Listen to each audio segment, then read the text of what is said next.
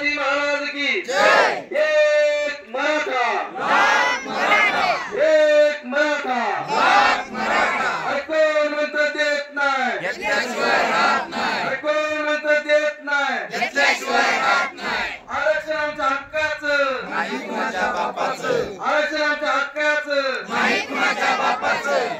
छत्रपती शिवाजी महाराज की जय, छत्रपती संभाजी महाराज की जय। जय शिवराय बंधुआनो, आपला मराठा आरक्षणाचा लढा शेवटच्या टप्प्यात आलाय। आता आपण गेल्या 1 महिन्यापूर्वी मनोजदादा जरांगे पाटलांनी ज्यावेळेस उपोषण सोडलं त्यावेळेस सरकारला 1 महिन्याचा टाइम दिला होता, म्हणजे पाठीमागच्या महिन्याची 13 तारीख दिली होती। आज 13 तारीख लास्ट 13 तारीख आहे, म्हणजे आपण दिलेलं मराठा समाजाने दिलेलं अल्टिमेटम संपलंय। तर या गेंड्याच्या कातडीच्या सरकारला आपल्या समाजाबद्दल दयाची भावना नाही, बिलकुल प्रेम नाही, बिलकुल। आपण एवढ्या मोठ्या संख्येनं वाशीमध्ये मोठ्या संख्येनं समाज गेला, आपल्याला आदेश दिला आणि पारित करण्यासाठी यांना 6 महिन्याचा वेळ लागतोय। त्याच्यानंतर परत 1 महिन्याचा टाइम दिला, आज त्याचा लास्ट दिवस आहे, तरी सरकारला मराठा समाजाच्या हिताच्या त्यांच्या मुलांच्या भविष्याच्या प्रश्नाचं काही घेणं देणं नाही। जर त्यांना आपल्या मुलांच्या भविष्याचं काहीच घेणं देणं नसेल, आपणच त्यांना निवडून द्यायचं आणि तेच आपल्यावरती अन्याय करत असतील तर हे आपल्याला आपल्या मराठा समाजाला परवडण्याजोगं नाही। म्हणून येणाऱ्या 2-3 दिवसामध्ये मनोज जरांगे पाटील साहेब काहीतरी चांगलं डिसिजन घेतील। एक तर आपल्याला या सरकारनं गेल्या 10 महिन्यामध्ये 5-6 वेळा धोका दिला, प्रत्येक वेळेस समाजाला धोकाच खायचा। पाठीमागची जो सरकार होती त्यांनी सुद्धा आपल्याला आपल्या समाजावरती अन्याय केला, म्हणून आपण या सरकारला गेले 3 टर्म आपण निवडून दिलं। पाठीमागच्या सरकारपेक्षा जास्त हे सरकारात अन्याय करायला लागला असं दिसून येते, कारण पाठीमागचा लढा एवढा काही मोठा नव्हता, त्यावेळेस सलग 10 महिने आरक्षणासाठी लढा सुरू आहे, तरी सुद्धा हे सरकार जर मराठा समाजावरती अन्याय करत असेल तर येणारी विधानसभा भाई मराठा हे मराठा बांधव आणि पूर्ण महाराष्ट्राचे मराठे या सत्तेला उचलून फेकणार आहे, बिलकुल। तेव्हा सगळ्या समाज बांधवांना सांगायचंय, आता गेली लोकसभा झाली आपली, लोकसभेनंतर आपला मान खटावचा मराठा समाज पक्षाच्या नेत्याने वाटला गेलाय। आपल्याला आपल्या मुलाचं भविष्य फक्त ना फक्त आरक्षणामध्ये आहे।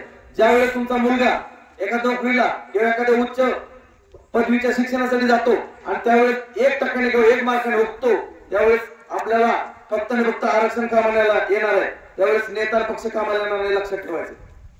500, 1000, 2000 मध्ये जर तुम्ही तुमचं मूलभूत जर वोट विकत असाल तर तुम्ही तुमच्या मुलाच्या भविष्यासोबत काहीतरी चुकीचं करताय, लक्षात ठेवा। म्हणून यावेळेस एकजूट दाखवायचे, आपण मराठा समाजाने एवढ्या मोठ्या ताकदीने मराठा समाज मराठवाड्यामध्ये एकत्र झालाय। आपल्याला सुद्धा मानखटामधून येणाऱ्या मनोज जरांगे पाटलांच्या दौऱ्याला मोठ्या ताकदीने यायचंय।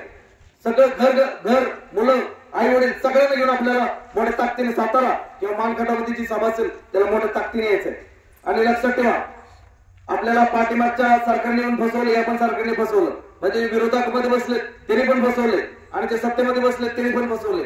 म्हणून आपल्याला एवढं लक्षात ठेवायचंय, जे मनोज जरांगे पाटील दिशा देतील त्या हिशोबाने आपल्याला पुढचे कार्य करायचंय।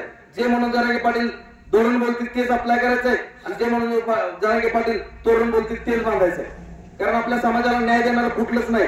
या पण सरकारने तुम्ही अनुभव घेतला असेल, 10 महिन्यामध्ये फक्त आणि फक्त खेळवायचं काम केलं। म्हणून लक्षात ठेवा, ज्यावेळेस विधानसभेचे इलेक्शन येतील त्यावेळेस आपल्याला मराठा समाजाला मोठ्या ताकदीने उतरायचंय आणि या गरीब मराठीची सत्ता, गरजवंत मराठीची सत्ता आपल्याला आणायची। मनोज जरांगे पाटील 2 दिवसात निर्णय घेतील काय करायचं, पण यावेळेस मराठा समाजानं पाठीमागे हटायचं नाही। आपणच मानखटामध्ये 1,80,000 आहोत, लक्षात ठेवा। आपली जर एकजूट असेल तर आपला जे मनोज जरांगे पाटील जो कोणी उमेदवार देतील तो एकटा बोलतात ना वन साइड निवडून येईल। तेव्हा मोठ्या संख्येने एकजूट दाखवायचे।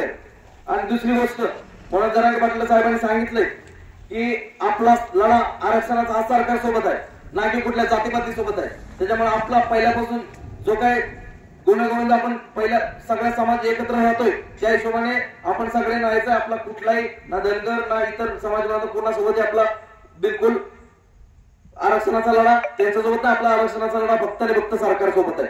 तेव्हा सगळ्यांनी एकजुटीने राहायचंय आणि आपण मानखटावमध्ये मसवडमध्ये मानखटाव जनता दरबार ओपन केलंय, कार्यालय ओपन केले.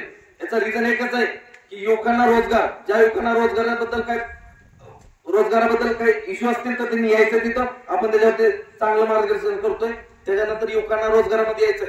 अण्णासाहेब पाटील महामंडळाचं कर्ज काय असेल, कसं अवेलेबल करता येईल, बाकीच्या कुठल्या स्कीम्स पैसे कसे येतात काय, हे सगळं मार्गदर्शन करतोय.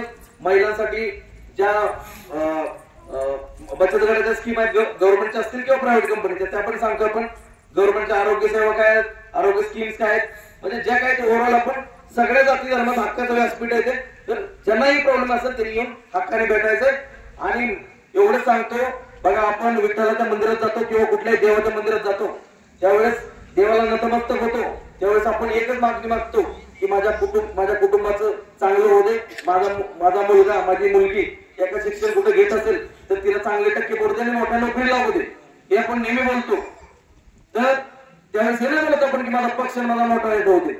त्याच्यामुळे यावेळेस लक्षात ठेवायचं, एकजूट दाखवायचे, आपल्या मुलाच्या भविष्यासाठी एकजूट दाखवायचे.